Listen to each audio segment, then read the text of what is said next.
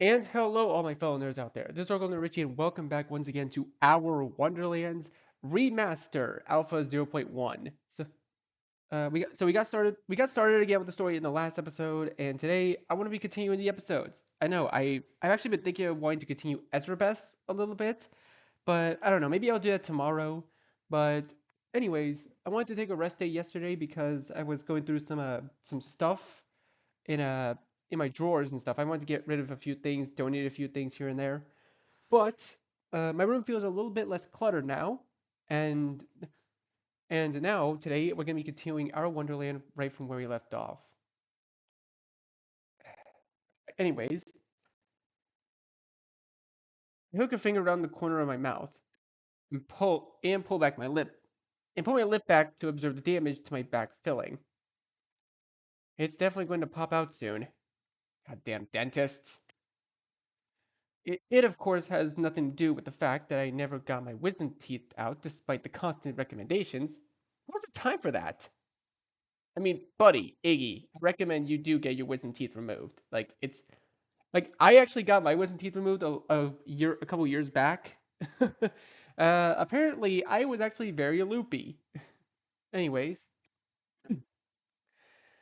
I let my lip flop back into place and take my teeth with the toothbrush. Once the chocolate has vanished from my breath, I splashed a little water on my face and slapped my cheeks to get the blood flowing. I then wandered back to change my clothes, grab my coffee, and man my usual post at my desk.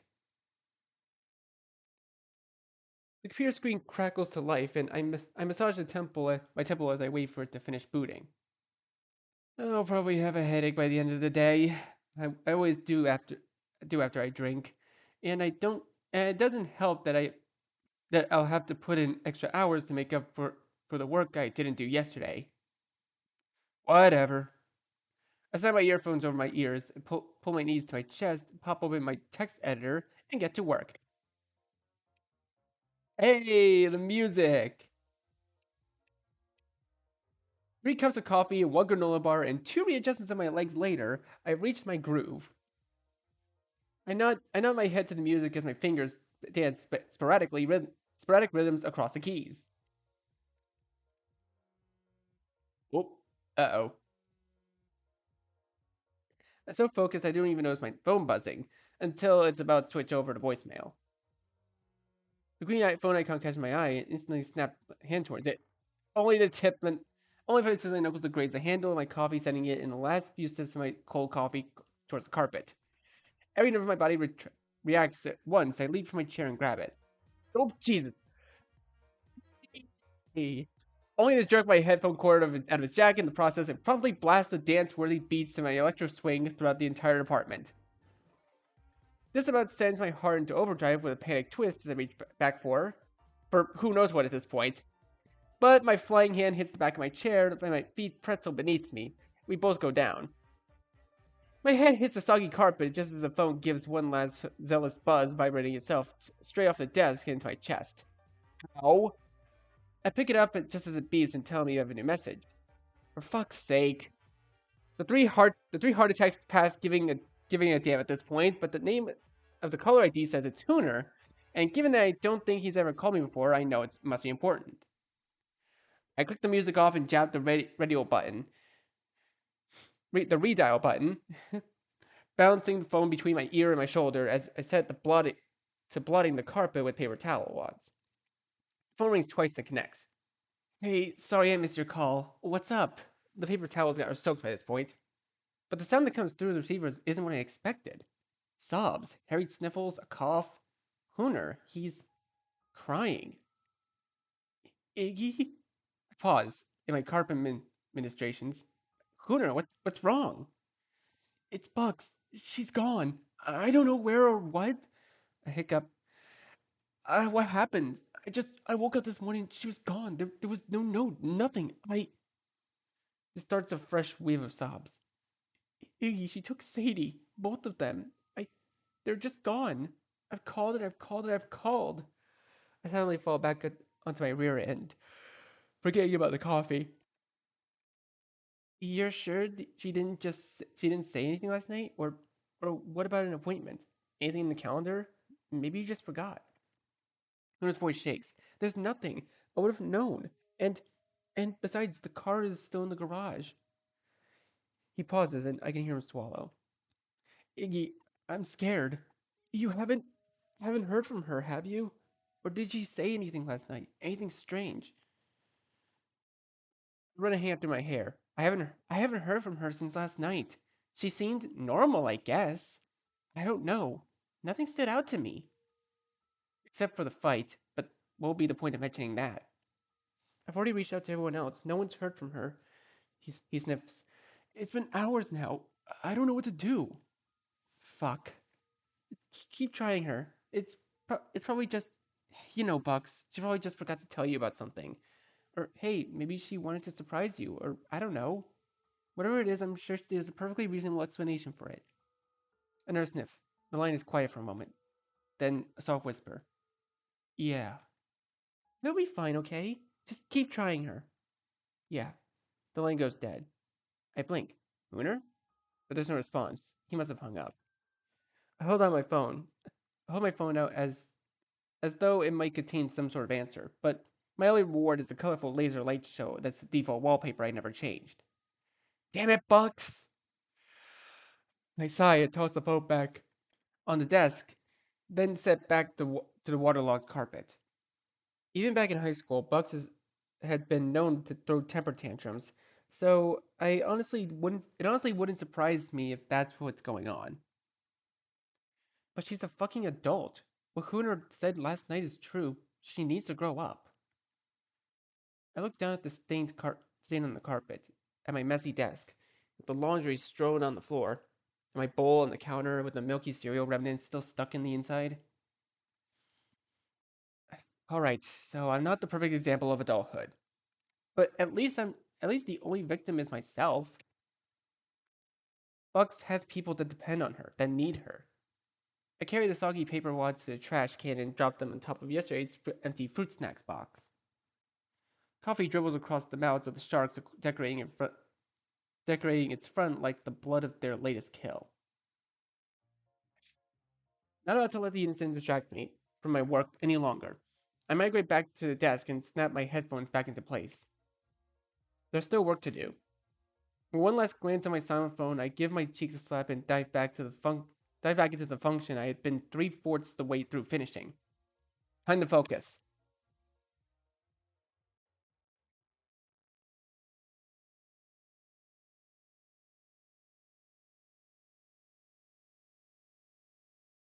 I don't hear anything else from Hooner for the rest of the day. To be honest, I kind of forget about him. And Bucks. Put a few more hours of work, get hungry, order myself beef and broccoli from the little Chinese place a few blocks over, get distracted watching videos online, work a bit more, decide that's enough for today, and hack away at my game for an hour or three. And by that time, my eyes are starting to droop. I mean, which means it's time to retreat to the bed, repeat my morning cleanse routine, read for read for a while under the comfort of my covers. I don't think about Hooner and Bucks again until I turn off my bedside lamp. And by that point, I'm so tired that it isn't more than a passing thought as I bury my head in my pillow. I'm sure it's fine. I'll call tomorrow.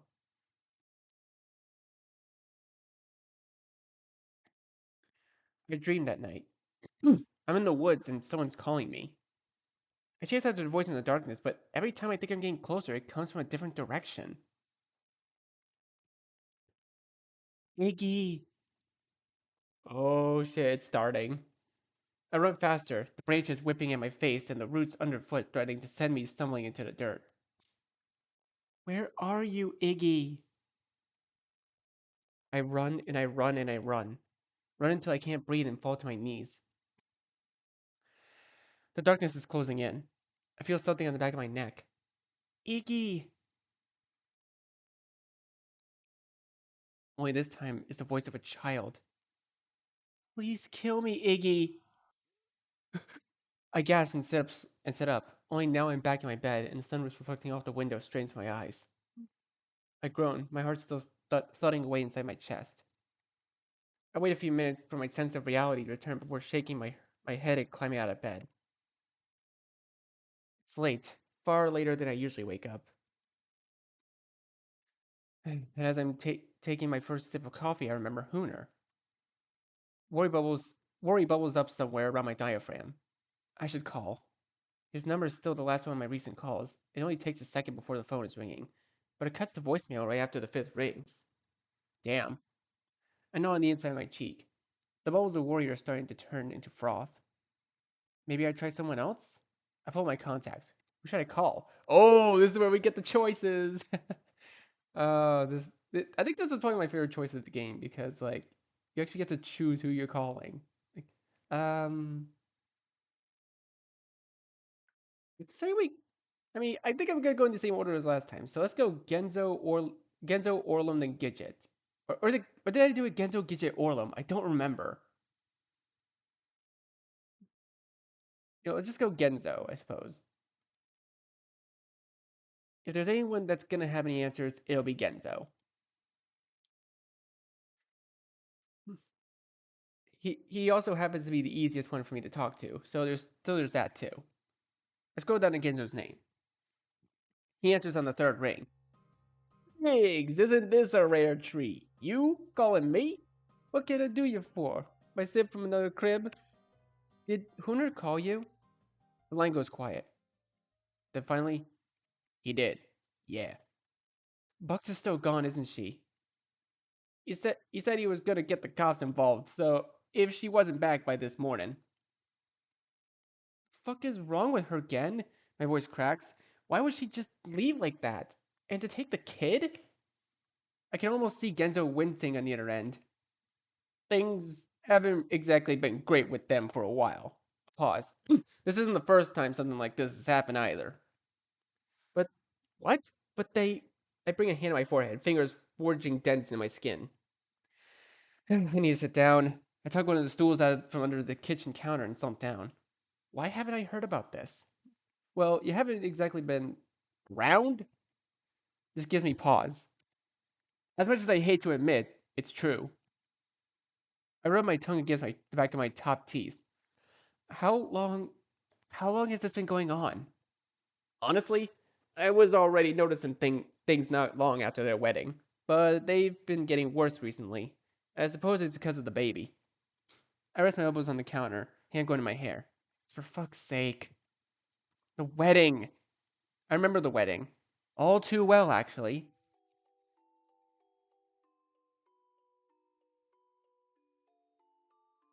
Can't do it, Iggy. I just can't. What do you mean you can't? You love him, don't you? Yes, of course. I mean, I think I do, but it's like, is this what I want? What if it isn't? My parents were always the ones pushing me to get married. Sin against Jesus and all of that if I don't, you know? But fuck, I don't think I've ever been this scared before. Aww. I found Bucks hiding in one of the stalls in the bathroom. They thought it would be hilarious if Bucks wore a suit and Hooner wore a dress. Reminded them of their first school dance or something. That I would know. I never went to any of these dances. At any rate, she'd been wearing a classy suit, decked out in the nines, hair slicked back. Though when I'd found her, it'd been a different story. Bow tie wrestled loose, but bun popped collar must mused. I don't know. And her knee, and had been bouncing like a fucking grasshopper. You already said yes, and now everyone's families are waiting out there, waiting for you. But you know what? But you know what it would do to him? Bucks wipes at her forehead. But what if I'm not the woman he thinks I am? What if I'm not cut out for this? I mean, you know me. I'm not fucking wife material. I'm a free spirit. I roll my eyes. Free spirit my ass. Bucks, you've talked about wanting a family since high school. Only because that's what I thought I wanted. Because that's what my parents told me I had to do. But maybe, maybe that's not who I really who I am. What if I end up breaking his heart? You'll break his heart if you don't go out there and say, I do, Bucks. The way he lights up whenever he's looking at you, you're his whole world. Happened since high school. And all of us, we all know it. Been a little jealous too, to be honest. I mean, how often do you find someone that loves you that much? Yeah, yeah, I guess. Buck stands up, walks over to the mirror, and I can see beads of sweat across her neck, all across her neck. Hunter needs you, Bucks, and you need him. If you don't go out there today, you're gonna regret it for the rest of your life. Yeah, yeah, you're right. She brings her hand to her head. You're right. Then I hear her collar. I hear then to her collar. I guess I just got a little claustrophobic earlier. She gestures the loose ends of her bow tie. Now it's all fucked. Fuck. She starts tugging at her collar, mu- musing musing the already wrinkled fabric even more. Hey, stop it, stop it. I grab her hands. Don't worry, I got it. I smooth over the collar and get to work on the tie. Thanks, Iggy. Hey, what are friends for, huh? That was a good moment. Eggs. Eggs, you there? The voice of the receiver snaps me out of it, and I jerk away from the countertop. Sorry, just thinking. An uneasy feeling of gut is playing cat's cradle with my ribs. Damn, I just fuck. Why couldn't I have noticed something sooner? Hey, it wouldn't have helped anyway. Helped any. Trust me. Besides, we all need our space. Don't beat yourself up over it. Is there anything we can do to help now? I've already tried calling Bugs myself, but had the same luck as Hooner. My guess is she'll be back soon. She's never been gone more than a day or so.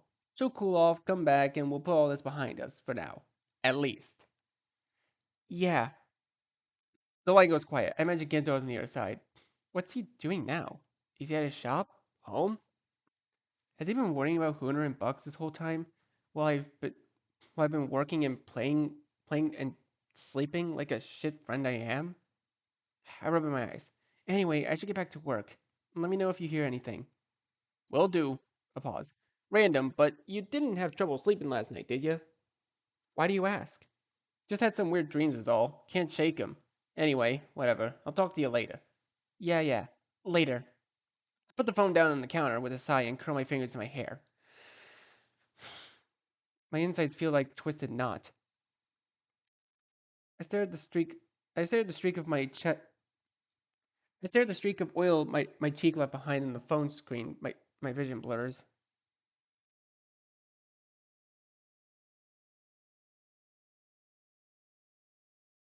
Try to focus, to concentrate on my work. When that fails, I switch over to my game. But even that can't distract my thoughts enough to assuage the gurgle of unease turning my bowels into butterfly sanctuary.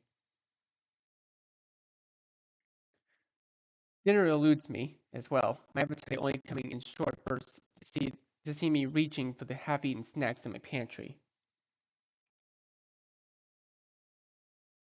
I don't hear from Hooner for the rest of the day, nor Bucks, nor Genzo, nor anyone for that matter. The normal serenity of solitude has morphed into a feeling of anxious isolation, and I find myself reaching more than once towards my phone to ensure I haven't missed a call or text. Night falls, along with my motivation. I'm past the point of even trying to divert my attention. I stay at the window and watch Mrs. Dawnish make her third trip to the mailbox that day, then retreat to my bed, figuring I'll play some music and try to relax, get an early night's sleep. Tomorrow should have some better news. But even my normal beats always serve to make my nerves dance in different patterns. I cover my head with my pillow, lie with my feet lie with my feet at the head of my bed, move to the floor, move to the chair of the living room. Maybe I should take a walk. Somehow the cool night air sounds tempting. The apartment feels absolutely stifling all of a sudden. I grab my keys and shoes and step outside, the breeze playing with my curls and as I start down the sidewalk. My steps are disguised by the hum of the cicadas, letting bugs dance across the yards, moths flutter about the streetlights. Each new step of the breeze sends the tree leaves into quivering staccato, like hushed whispers taunting me with their secrets. I passed from one street to the next, leaving Brookside behind, past the little downtown and towards the development of to the north. Fewer houses here, closer to my folks' old house, just south of the outcropping of the woods that somehow hasn't been built over, even after all these years. My palm tingles, like a pinprick like scratching that jumps from one nerve ending to the next and makes my fingers twitch. I curl my arms around my chest in an effort to dull the growing spark. Why did I walk all the way out here? A quick lap around the block would have sufficed, but no, I had to come here. I stop in the middle of the sidewalk. There's a gap between the houses, an empty lot of grass tufts and dandelions. My gaze goes towards the shadow of the woods beyond. It's quiet. Still. There aren't even any lightning bugs anymore. My feet turn towards the lot before I can stop them, and soon I'm tromping across the uneven track. I stop at the threshold between the light and dark, one hand up to trace the bark of the nearest tree. What am I doing? My whole arm is throbbing now, as though 1,000 tiny insects are biting and jabbing and gnawing at my skin. I glance back at the lot, the sidewalk and the street lights in the distance, at the neighboring houses with their darkened windows. Then return my gaze to the shadow between the trees, a, li- a lilting wisp of wind curling around my ankles and townsing the leaves underfoot. I take a step forward. A branch snaps, not more than a few feet away. My heart leaps into my throat as I throw up my arms with a squawk. Who's there? Gripes! Cripes in a handbag! About scared the bejesus out of me. Pause. Wait, Iggs, is that you? I lower my arms, then squint as Shadow moves away from the nearby tree. What are you doing out here? Could ask you the same thing. I scratch the back of my neck, all of a sudden feeling terribly awkward. Was just taking a walk. Same. Couldn't sleep? Nah. We grow quiet. Wonder if Genzo had the same urge to get out of the house as I had. So, my heart is finally starting to calm. Yeah, you were going there, were you? I guess. I mean, I wasn't really thinking about it. Me neither. A pause. You don't think? I don't know. Guess we won't know if we don't check. Yeah. Now hoots from somewhere in the darkness. Let's go then. Lead the way. I throw a following glance at the back of the void between the trees, then step inside. The air instantly cools.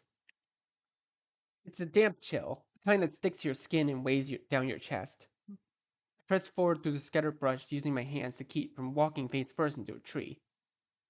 I hear Genzo's cane whipping through the grass and snapping against bark behind me. It's eerie the way my body remembers which direction to go, even after this long, even in this pitch black nothingness. Though perhaps it's not memory at all. Memory wouldn't tug at my arm. Memory wouldn't tweak the direction of my toes with every step, leading me further and further into the spongy blackness, where all I can hear is my own heartbeat echoing off my rib cage. I reach forward, seeking out the bark of the next tree. Only this time, when my fingers touch the jagged edges, it sends a spark all the way up my arm and into the back of my throat. I stop. Genzo's cane whaps against my ankles, and he stops too. We here? Yeah, I answer before I can even have the chance to check, because I know. How could I not? Ooh. Wait, is this a new CG? I don't know if we've seen this at the in the original. The biggest tree in the forest, its base like a giant boulder choked with winding roots. I let my fingers trace across the surface as I circle around, careful not to trip on the gnarled outgrowths. Halfway around, my hand hits air. I come to a halt. Familiar edges are there. The round gap in the side, the hollow echo of stagnant air, the far off scent of something sweet. It's open. I take a step back and hear Genzo approach. Jesus. My whole body is crackling with energy now. Even the breeze seems to have shifted. Everything moving towards the hole in the side of the tree. When was the last time? Genzo's voice is a whisper. I don't know. I don't remember. Only I do remember. It's been 16. I've been 16 and had gone to another stupid fight with my parents and had to run out of the house, run to the woods. I cut my hand again and again with the blood ran rivers down my arm. No, but no matter how much I cried and how much I begged, the door had remained shut. It had already closed for me, but now it's open. Once open again and waiting, waiting for us. I throw a glance at Genzo. I I can just make him out through the darkness. He's he's got a hand curled up under his hat, nails scratching his scalp. Some part of me always thought it was a dream, you know. He starts softly. Like, you know how you always look back on the good old days wishing you could go back to the simpler times? But actually, those times suck just as much as they do now. Something my brain made up to torture the current me. Probably didn't help that we never talked about it after it closed. The elephant in the room and all that. Until, until we forgot to even forget. And by then, you don't want to be the one to bring it up in case someone says you're crazy. The hole is staring at us, somehow even darker and even inkier than surrounding shadow. A void within a void. But it was real, all of it. I finally whisper. Jesus, Genzo says again. For a moment, I'm back to the circle. In the book in my lap, Genzo, Gidget, Orlin, and Bugs all staring at me. Wonderland had welcomed us. A world just for us, where all of our dreams would come true. But we're no longer kids. I lick my lips, scratch my arm. Something feels wrong. Should we? Should we go in? My voice hitches. Even my vocal cords have reverted back to my prepubescent days. Somehow, I feel like we don't have much choice. I move forward towards the hole, popping my squat against the weeds. There's that scent again, soft, sweet, like the tempting aroma of a candy store. It rolls up to my nostrils. I grab the round edges and peek inside, leaning forward on my toes. We're sure it's not just some possum hole? Wouldn't that be hilar? Genzo from behind. I can't tell if he's joking. I turn my head back, but whack my forehead on top of the edge and lose my balance. I land with a bruise-inducing thud on my shins and let out a string of four-letter words. For just a moment, I'm a teeter-totter, swaying back and forth atop the bottom edge. Then my forward weight wins, and I tilt further and further and further, and topple straight into the hole. Darkness swallows me. Oh, here we are again. Oh, wait, this is actually different. I'm falling. Oh, dude. Yeah, his falling sprite is different. The wind whips my hair, my shirt, summoning waters into my eyes. My stomach feels like it's been sucked up straight into my bowels. On and on. Complete nothingness surrounds me, consuming me. At some point, I go completely weightless. Am I still falling? I can't tell. My arms are pieces of floppy spaghetti undulating in invisible waves. My heart is the meatball. And my feet, are my feet still there? There's a strange tingly vacuum where my legs should be. Maybe I'm dead. Maybe that really was a possum hole and I just fell smack into the bottom and hit my head and now I'm in a coma. Something presses against my chest. I freak out for a minute until I realize it's my own hand. I'm falling. I'm suspended. I'm floating. I'm everything all at once. Iggy. I open my eyes. Or do I close them? The world around me is as dark as the inside as as the one inside my eyelids. What do you want, Iggy? What do I want? What do you wish for more than anything else in the whole world? I don't I don't know. How am I supposed to answer that? I don't know what I want. I don't want anything. My fingers are starting to tingle. First, tiny nibbles of numbness, then building into incessant zaps of electricity. Up, up, up, my arms they go, growing and growing into my chest, into my stomach, shooting down into my legs. And loud, so loud I can't hear, I can't think. Just when I think I can't take it anymore, my mind goes blank.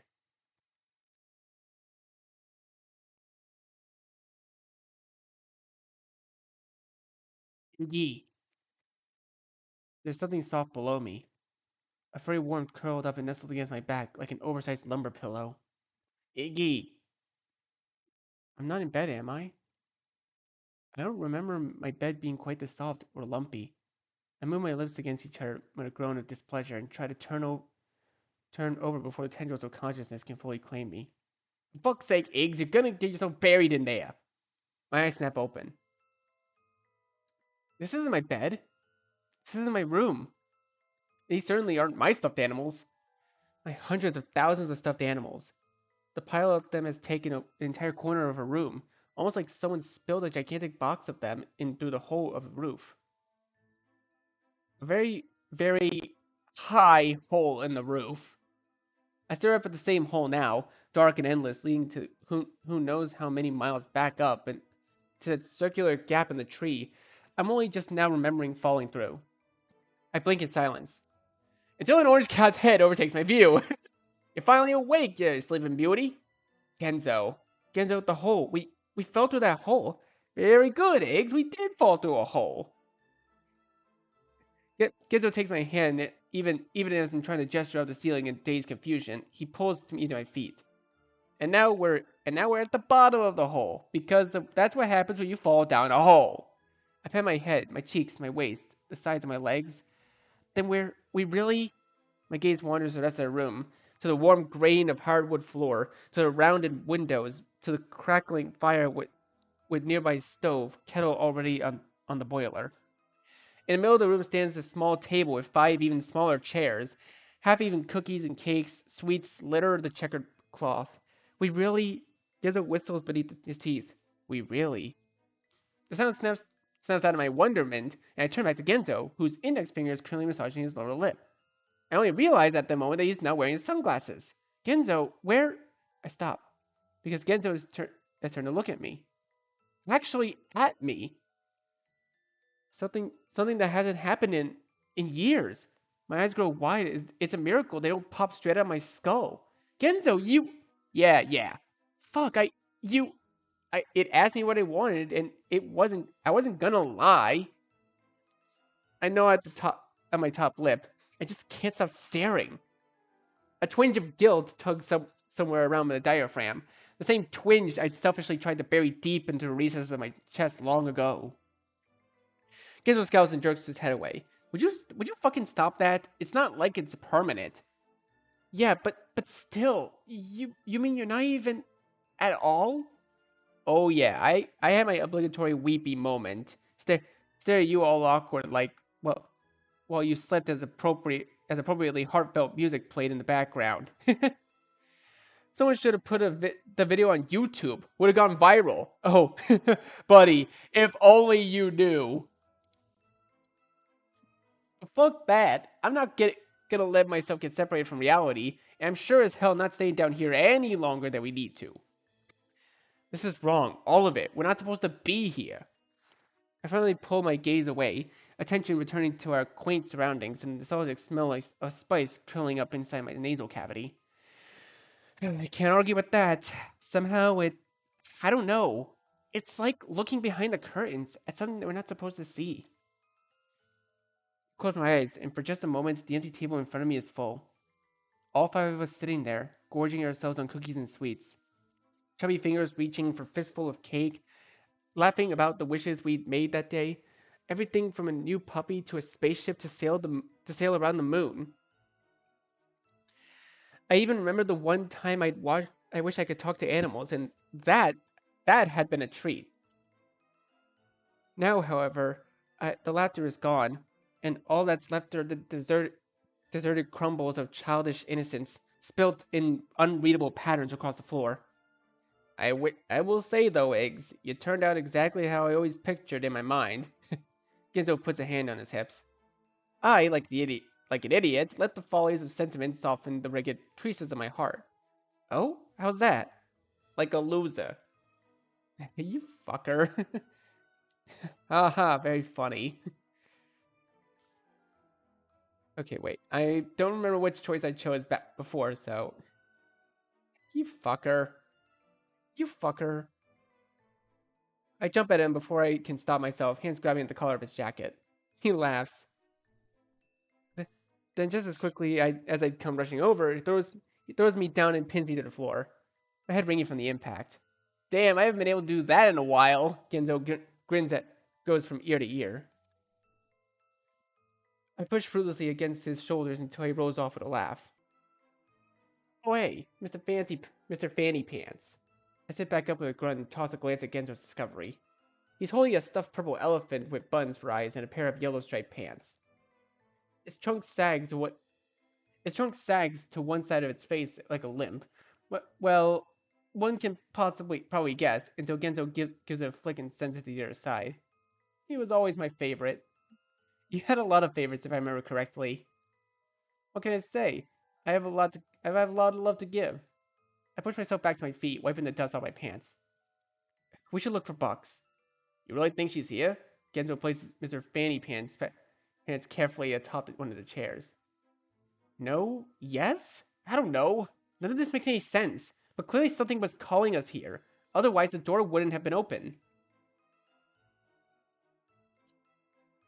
You think it called all of us then? It gives me pause. I think of Gidget, Orlum. If Genzo and I both came here, if Bucks is indeed already here, my gaze wanders to the window and the world beyond, my lips part. Before we can form words, the sound of footsteps interrupts my thoughts. Heavy, march-like, again and again, steady and methodical. I throw a glance at Genzo. I dash towards the window. Genzo follows suit, and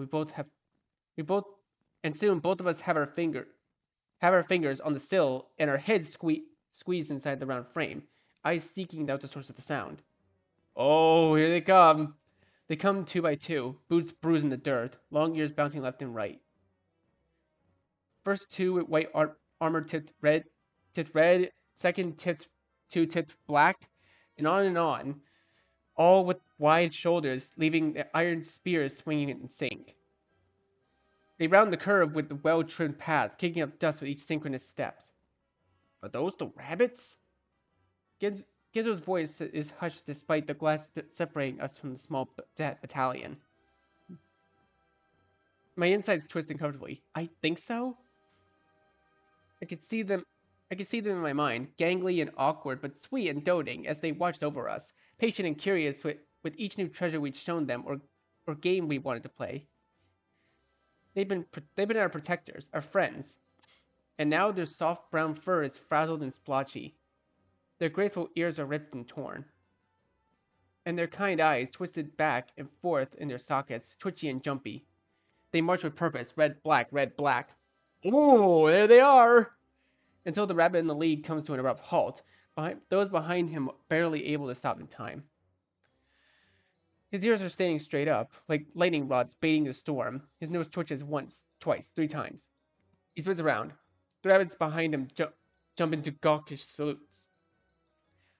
The lead rabbit twists his head left and right. The way he moves is unnatural, so quickly and erratic. It's like watching a TV stutter from one frame to the next. The tufts of frayed fur on his cheeks shuddered with each hair-triggered contortion of his neck.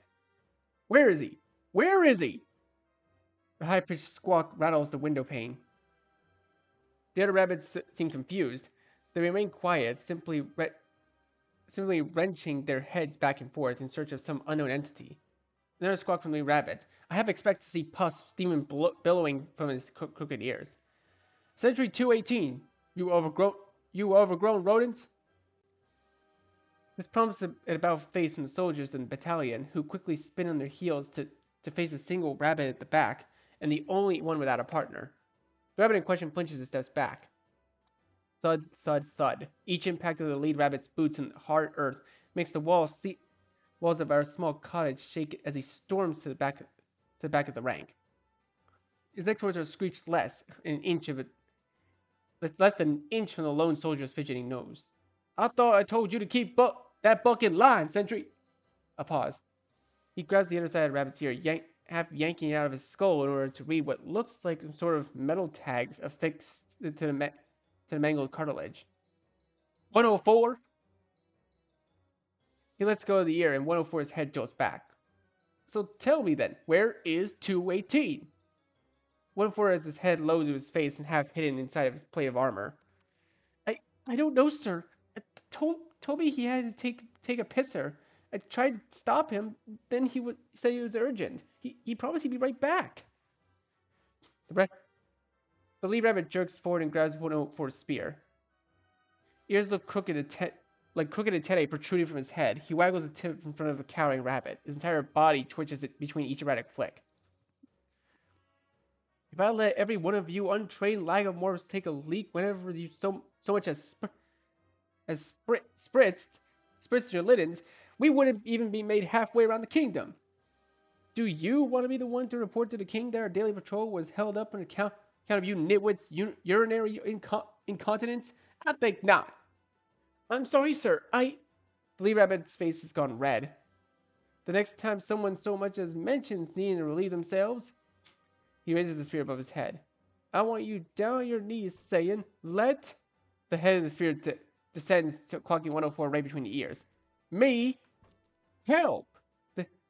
Another jerk upwards, another jerk downwards. The time is eliciting an audible crack from the bone. Stop, sir! But he doesn't stop, not even after the verbal tirade is over. 104 brings his hands up, and but the spear swings past him easily, again and again, cracking against the same spot. 104 drops to his knees, then the next hit dents his skull inward.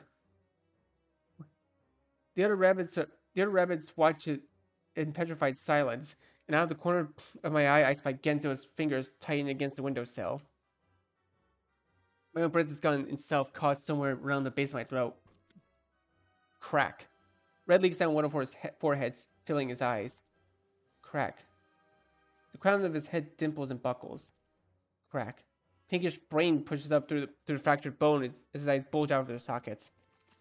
This time the head of the spear sinks all the way down to his nose, forming a mangled valley in the middle of his head, and injecting blood and brain matter out of the sides of his face. 104's body shudders, deflates, and collapses on the ground. Sticky goop drips from the head of the spear onto his back. The lead rabbit's shoulders heave. He gazes upon his handiwork for a moment,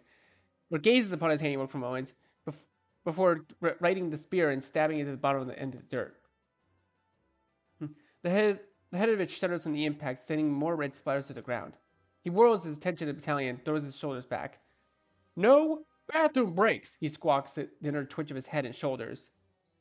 Yes, sir, the other rabbits pull a stiff about face, heads snapping forward. Now march, you ingrates! With one last window-rattling screech from their leader, they begin march anew, boots biting into the dirt in methodical unity, red, black, red, black. I wait until they're out of sight and down the left path before taking a moment to find my voice. Jesus, Gendo hisses for both of us. What happened down here? I finally managed. Something that wasn't supposed to, that's for sure. We pull away from the window. Genzo's eyes are tight. We really going out there then? Bugs has gotta be out there somewhere. I don't know why or how I know, but I just, some part of me knows. I bring my hand to my forehead. She could be trapped, hurt. I don't know, but it called us here. It called us here, Jen. Again. It called us here for a reason. Genzo wanders back towards the window, staring at the now empty path. I got a really bad fucking feeling about this. It can't be that bad, can it? This was our place, our own special place, where nothing could ever go wrong. A place just for us. Genzo laughs, but not as amused laugh, more like an air being squeezed out of his lungs. Ha! He turns to look at me, brows skewed. Sure.